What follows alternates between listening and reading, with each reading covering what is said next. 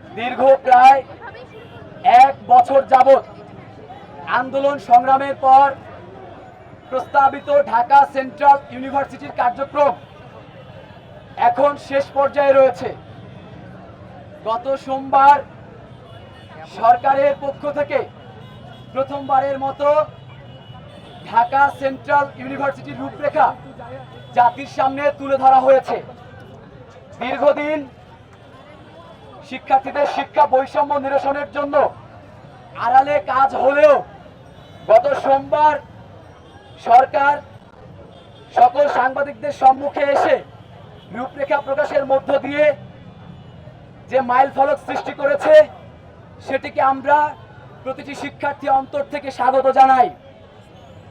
ইতিমধ্যে প্রথম প্রস্তাবিত সেন্ট্রাল ইউনিভার্সিটির কার্যক্রম সরকারের নির্দেশনায় বিশ্ববিদ্যালয় মঞ্জুরি কমিশন অনেক দিকে এগিয়ে নিয়েছে।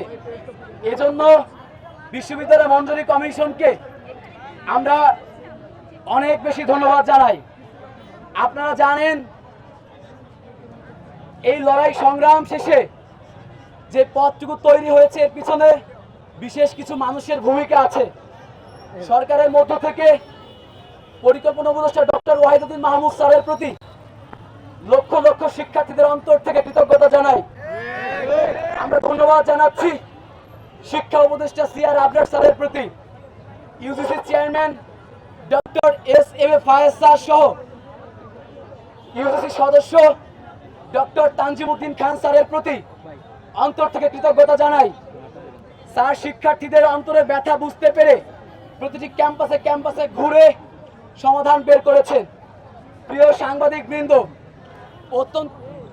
অত্যন্ত দুঃখের বিষয় আমরা সকল কিছুর দৃশ্যমান পদক্ষেপ দেখতে পেলেও চূড়ান্ত সমাধান পাইনি, যার ফলশ্রুতিতে আপনারা জানেন সোমবার বিশ্ববিদ্যালয় মঞ্জুরি কমিশন এবং শিক্ষা মন্ত্রণালয়ের প্রেস ব্রিফিংয়ে নতুন বিশ্ববিদ্যালয়ের অধ্যাদেশ, সনদ এবং লোগোর মতো গুরুত্বপূর্ণ বিষয়গুলো অপ্রকাশিত রয়ে গেছে। কবে নাগাদ এগুলো হবে তার সুস্পষ্ট দিক নির্দেশনা সেখানে ছিল না, যার ফলশ্রুতিতে সর্বোচ্চ কৃতজ্ঞতা জানানোর পরেও আমরা আজকে শিক্ষার্থীরা আবার প্রেস ব্রিফিং এবং বিক্ষোভ সমাবেশের মাধ্যমে জানাতে বাধ্য হচ্ছি যে অধ্যাদেশ অবশ্যই আমাদের আগামী 26শে আগস্টের মধ্যে চূড়ান্ত করতে হবে।